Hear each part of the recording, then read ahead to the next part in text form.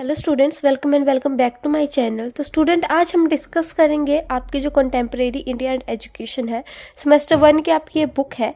और इसमें आज हम डिस्कस करेंगे आपका यूनिट नंबर 1 का फर्स्ट टॉपिक। तो आपकी यूनिट नंबर 1 है education and the Indian constitution.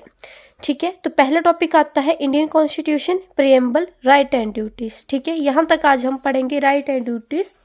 तो सबसे पहले प्रीएम्बल मीन्स प्रस्तावना, संविधान की प्रस्तावना। प्रस्तावना जो होती है, भारतीय संविधान का आरंभ जो है वो प्रस्तावना से होता है।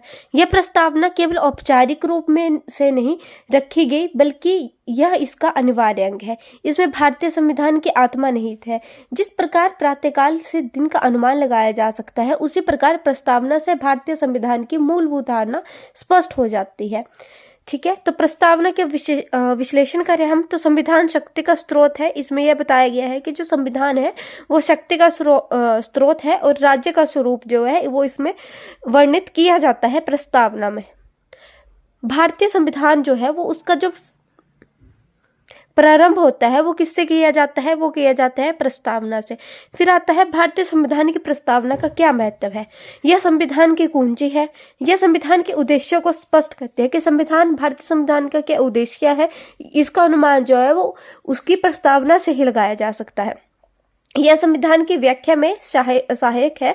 और चौथा पॉइंट है, यह संविधान का सारांश है। मीन इसकी जो प्रस्तावना है उससे ही हम भारतीय संविधान का जो है वो एक अनुमान लगा सकते हैं कि भारतीय संविधान में क्या क्या वर्णित किया गया है।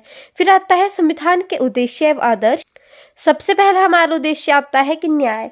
भारतीय संविधान जो है किसको महत्व देता है? न्याय को।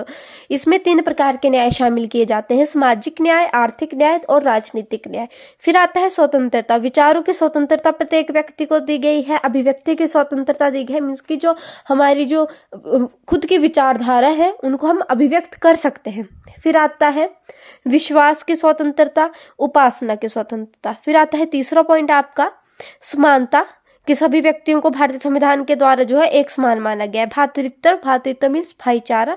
फिफ्थ पॉइंट आता है आपका व्यक्ति की गरिमा एवं सम्मान में विश्वास रखती है प्रस्तावना की। प्रत्येक व्यक्ति की अपनी गरिमा है और प्रत्येक व्यक्ति का जो है वो सम्मान करती है भारतीय संविधान। धर्मपेक्षा का मूल्य, धर्मपेक्ष राज्य। आप सभी को पता होगा कि भारत कैसा राज्य है? भारत एक धर्मपेक्ष राज्य है। फिर आता है राष्ट्रीय एकता एवं अखंडता का संकल्प लेती है भारतीय संविधान। फिर आता है समाजवाद, लोकतंत्र मीन्स लोगों का, लोगों के द्वारा, लोगों के लिए बनाया गया शासन। 10वां पॉइंट आता है अंतर्राष्ट्रीय अंतर्राष्ट्रीय शांति एवं व्यवस्था में जो है वो भारतीय संविधान जो है वो विश्वास रखता है कि सभी जो है शांतिपूर्ण जो है वो सभी राष्ट्र रहें। फिर आता है 11वां पॉइंट संविधान को अंगीकृत करने की तिथि। तो इसी प्रकार हमने जो है वो हमारा फर्स्ट टॉपिक जो है वो कवर कर लिया है, वो है प्रीएम्बल, भारतीय संविधान की प्रस्तावना। फिर आता है हमारा सेकंड पॉइंट, यहाँ पर आप देख सकते हैं हमारा सेकंड पॉइंट आता है राइट्स एंड ड्यूटीज। यहाँ पे देख सकते हैं प्रीएम्बल हमने कंप्लीट कर लिया। भारतीय संविधान 2 नंबर का प्रश्न आता है या 6 नंबर का प्रश्न आएगा 16 नंबर के साथ। फिर आता है राइट्स एंड ड्यूटीज। राइट्स देख लेते हैं। राइट्स मीन्स अधिकार। पहला हमारा अधिकार आता है मौलिक अधिकार। मौलिक अधिकारों से हमारा अभिप्राय वो है कि भारतीय संविधान द्वारा प्रत्येक नागरिक को जो है वो कुछ अधिकार दिए गए हैं। प्रत्येक नागरिक को एक समान अधिकार दिए गए हैं। उनको क्या कहा जाता है? उनको कहा जाता है मौलिक अधिकार। तो मुख्यतः मौलिक अधिकार कितने हैं? 6 मौलिक अधिकार है और इनका वर्णन किया गया है अनुच्छेद 14 से लेकर अनुच्छेद 32 तक। तो पहला हमारा मौलिक अधिकार है समानता का अधिकार। तो समानता के अधिकार का वर्णन किया गया है अनुच्छेद 14 से लेकर अनुच्छेद 16 तक। तो धारा 14 में वर्णन किया गया है कानून के समक्ष समानता अथवा कानून का समान संरक्षण। फिर आता है धारा 15 भेदभाव की मनाही। धारा 16 लोक नियुक्ति के विषय में अवसर की समानता। फिर आता है छुआछूत का अंत किया जाता है। और 18वां आता है उपाधियों की समाप्ति। फिर आता है हमारा दूसरा मौलिक अधिकार है स्वतंत्रता का अधिकार, जो आर्टिकल 19 से लेकर 22 में इसका वर्णन किया गया है। फिर आता है तीसरा शोषण के विरुद्ध अधिकार, आर्टिकल 23 से 24 तक इसमें जो है 23 में वर्णन किया गया है कि मनुष्य के व्यापार या बेगार पर रोक। बेगार मीन्स कि जो मनुष्य का व्यापार किया जाता है और मनुष्य को जो है वो बेचा जाता है, उस पर जो है इस धारा के अंतर्गत जो है वो रोका गया है। धारा 24 बाल श्रम पर रोक। अगर मैं आपको एक्सप्लेन करूं तो कानून के समक्ष समानता है, कानून का समान संरक्षण से हमारा अभिप्राय है कि कानून के सामने सभी व्यक्ति एक समान होंगे। कानून किसी भी व्यक्ति के साथ किसी भी आधार पर कोई भेदभाव नहीं कर सकता है। आप इसमें ये लिखेंगे। फिर आता है भेदभाव की मनाही, कि सभी व्यक्ति जो है वो एक समान है, किसी भी व्यक्ति के साथ किसी प्रकार का जो है वो भेदभाव नहीं किया गया है भारतीय संविधान के द्वारा और मौलिक अधिकारों के अनुसार। फिर है लोक नियुक्ति के विषय में अवसर की समानता, कि जो भी लोक नियुक्ति होगी, जो भी पदासीन होंगे, उसमें सभी व्यक्तियों को जो है वो एक समान जो है वो प्रदान किए जाएंगे। फिर है छुआछूत का अंत। छुआछूत जो है वो एक प्राचीन परंपरा रही है। छुआछूत से हमारा अभिप्राय है कि कुछ नागरिक जो है किसी विशेष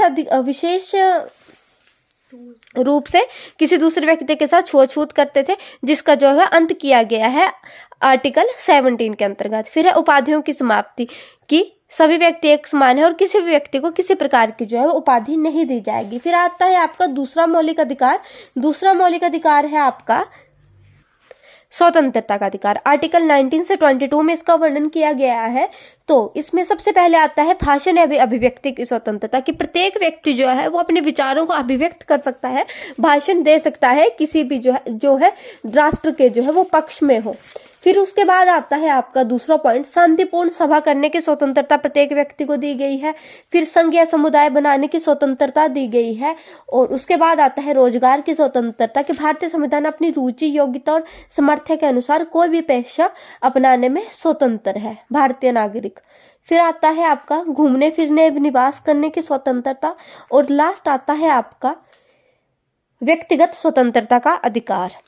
फिर आता है आपका तीसरा जो है शोषण के विरुद्ध अधिकार, वो मैंने एक्सप्लेन कर दिया। फिर आता है आपका धार्मिक स्वतंत्रता का अधिकार। धार्मिक स्वतंत्रता से हमारा अभिप्राय है कि हम किसी भी धर्म को जो है वो अपना सकते हैं अपनी इच्छा अनुसार, जिसका वर्णन किया गया है आर्टिकल 25 से 28 में। सबसे पहले है अंतकरण की स्वतंत्रता प्रदान की गई। अंतकरण से हमारा अभिप्राय है कि भारतीय नागरिक जो है वो किसी भी धर्म में जो है वो विश्वास रख सकता है। फिर उसके बाद आता है धार्मिक मामलों का प्रबंधन करना। धार्मिक मामलों का प्रबंधन करना, कि भारत का संविधान जो है अपने नागरिकों को अपनी इच्छा के अनुसार धार्मिक संस्थाएं स्थापित करने तथा उनका प्रबंध करने की जो है वो स्वतंत्रता प्रदान करता है। फिर आता है धार्मिक कर ना देने की स्वतंत्रता, मीन्स की जो किसी भी व्यक्ति को किसी विशेष धर्म के प्रचार के लिए कर या चंदा देने के लिए विवश नहीं किया जा सकता है। फिर आता है सरकारी शिक्षा संस्थानों में धार्मिक शिक्षा नहीं प्रदान की जाएगी। फिर आता है गैर सरकारी शिक्षा संस्थानों में धार्मिक शिक्षा जो है वो जरूरी नहीं। फिर आता है शिक्षा एवं सांस्कृतिक अधिकार, जिसका वर्णन किया गया है धारा 29 में। पहले इसके यहाँ पर था संपत्ति का अधिकार, अब जो है वो शिक्षा का अधिकार जो है शामिल किया गया है। तो सबसे पहले आता है आपका भाषा एवं संस्कृति का संरक्षण, जो संविधान की धारा 29 के अनुसार भारत के प्रत्येक वर्ग को अपनी भाषा, लिपि तथा संस्कृति को सुरक्षित रखने का जो है वो अधिकार प्राप्त है। फिर आता है शिक्षा संस्थाएं स्थापित करना। शिक्षा संस्थाएं भारत के अनुसार अल्पसंख्यकों को अपनी संस्कृति के संरक्षण एवं प्रचार के लिए शिक्षा संस्थाएं स्थापित करने का जो है और उनका प्रबंध करने का अधिकार प्रदान किया गया है। फिर लास्ट आता है आपका 6वां संविधान उपचारों का अधिकार। सबसे पहले आएगा बंदी प्रत्यक्षीकरण लेख।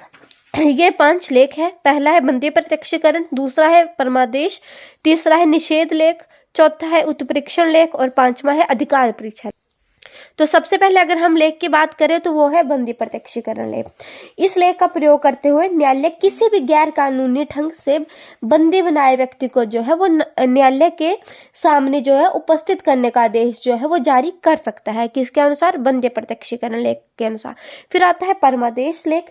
इस लेख के द्वारा न्यायालय सरकार को कानून के अधीन अपने कर्तव्यों को पूरा करने का अधिकार दे सकता है। फिर आता है निषेध लेख। यह लेख उस समय जारी किया जाता है जब मैजिस्ट्रेट या छोटा न्यायालय ऐसे कार्य करता है जो उसके अधिकार क्षेत्र से बाहर हो। इस आदेश द्वारा किसी सरकारी अधिकारी को अधिकार क्षेत्र से बाहर कार्य करने से रोका जा सकता है। फिर आता है आपका चौथा उत्प्रेक्षण लेख। यह लेख निचले न्यायालयों में चल रही गैर कानूनी कार्यवाही को रोकने के लिए जारी किया जाता है। इस लेख द्वारा उच्च न्यायालय निचले न्यायालयों में चल रहे किसी भी मुकदमे को अपने पास बुलवा सकता है। फिर आता है अधिकार परीक्षा लेख। अधिकार परीक्षा लेख के द्वारा जो है वो यह लेख उसमें जारी किया जा सकता है जब कोई व्यक्ति गैर कानूनी ढंग से जो है वो किसी सार्वजनिक पद पर अधिकार कर लेता है। इस आदेश द्वारा उसे सरकारी कार्य करने से रोका जाता है। तो ये है आपके मौलिक अधिकार। 6 मौलिक अधिकारों का वर्णन किया गया है, जिसमें अनुच्छेद आर्टिकल 14 से लेकर आर्टिकल 32 तक जो है वो आपके 6 मौलिक अधिकार आते हैं और उनको जो है वो डिवाइड किया गया है। आपका एक टॉपिक रह जाता है, वो है संविधान की विशेषता। तो भारतीय संविधान की विशेषता यह है कि भारतीय संविधान एक बहुत विस्तृत संविधान है। सबसे विस्तृत संविधान जो है वो भारतीय संविधान को माना जाता है। फिर आता है लिखित संविधान है। भारतीय संविधान जो है वो लिखित है, कठोर है, मीन्स इसमें आसानी से परिवर्तन नहीं किए जा सकते हैं। लचीला है, इसमें परिवर्तन जो है वो आसानी से किए जा सकते हैं अगर जो परिवर्तन है वो ठीक ढंग से करने, मतलब जो परिवर्तन है वो जनता के हित में हो। फिर आता है धर्मनिरपेक्ष राज्य है। धर्मनिरपेक्षता को अपनाता है भारतीय संविधान। लोकतंत्र है, लोगों का शासन है, इकहरी नागरिकता है, समानता है, समानता को जो है वो के पक्ष में है भारतीय संविधान। फिर आता है 9वां स्वतंत्रता। स्वतंत्र न्यायपालिका है कि न्यायपालिका पर जो है वो किसी भी प्रकार का कोई दबाव नहीं है। राज्य के नीति निर्देशक सिद्धांत, ये हम आगे एक्सप्लेन करेंगे, आपको समझ आ जाएंगे। मौलिक अधिकार अभी हमने पढ़े कि मौलिक अधिकार है। मौलिक कर्तव्य नेक्स्ट वीडियो में हम पढ़ेंगे। शक्तिशाली केंद्र है कि शक्तिशाली केंद्र की जो है वो भारतीय संविधान के द्वारा स्थापना की गई है। फिर आता है वयस्क मताधिकार की भारत का प्रत्येक नागरिक जो 18 वर्ष की आयु पूर्ण कर चुका है उसको वयस्क मताधिकार दिया गया है। नेक्स्ट वीडियो में हम पढ़ेंगे मौलिक अधिकारों का महत्व, हम नेक्स्ट वीडियो में पढ़ेंगे। और इसके साथ साथ ही मौलिक अधिकारों की जो है वो आलोचना, मौलिक कर्तव्य और मौलिक कर्तव्यों का जो है वो महत्व हम नेक्स्ट वीडियो में पढ़ेंगे। अगर आपको इस टॉपिक से रिलेटेड कोई भी क्वेरी है तो कमेंट सेक्शन में कमेंट करके ज़रूर जाइएगा। अगर आपको ये वीडियो अच्छी लगी तो वीडियो को लाइक कीजिएगा, चैनल को सब्सक्राइब कीजिएगा और अपने फ्रेंड्स के साथ ज़्यादा से ज़्यादा शेयर कीजिएगा। Thank you for watching.